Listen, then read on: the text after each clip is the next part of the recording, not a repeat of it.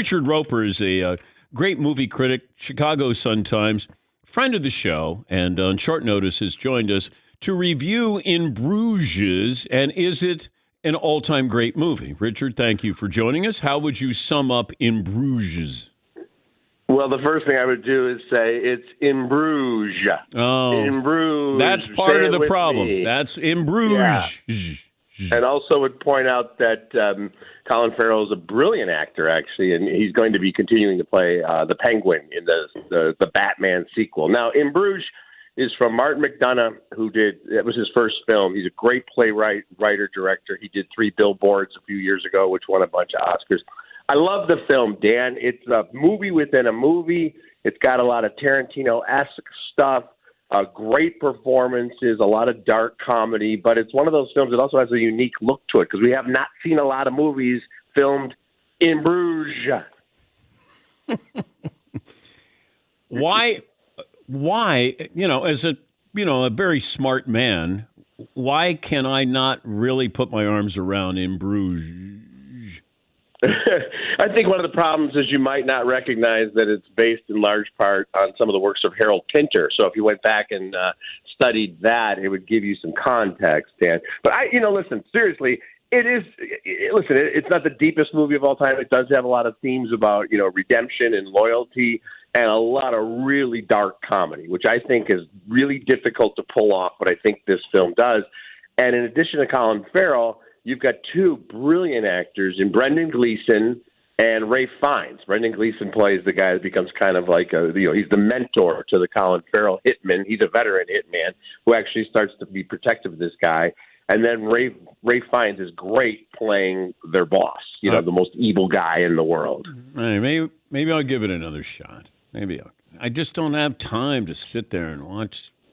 It's football season, Richard.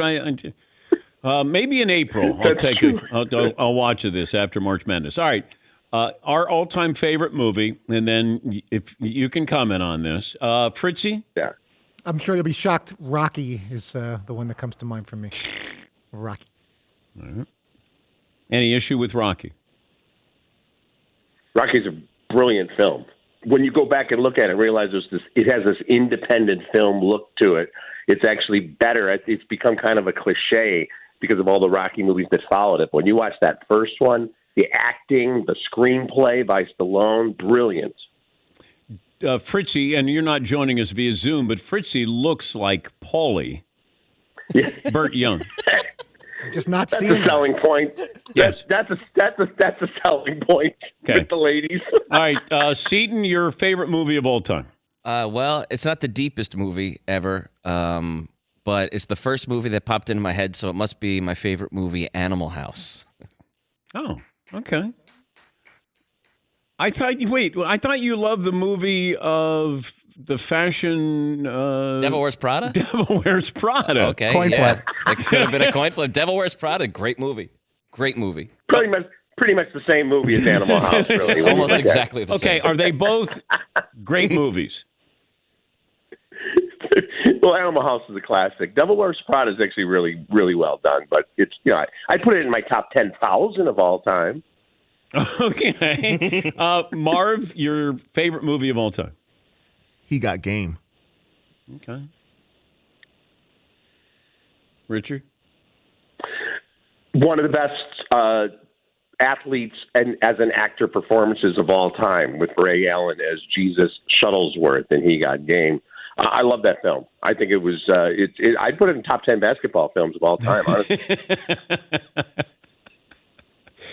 That was snarky there, Marv. Just there's a shot there. I loved He Got Game, and you just said you said one of the top 10 basketball movies of all time. Well, it's not better than. I got a lot of genres in Bruges. Genre. Paulie, what's your genre?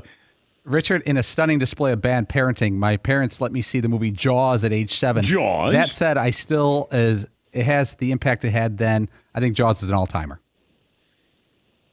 Oh, I completely agree. I actually did a screening in Chicago for its 40th anniversary, and my only requirement was young people who had never seen it before, because I wanted to watch it with people who had never seen it. And it was great to sit in the back of the theater and see these millennials and Gen Zers really digging it and getting scared, and all the great moments in there. So I love that pick. I don't have a favorite movie of all time, Richard.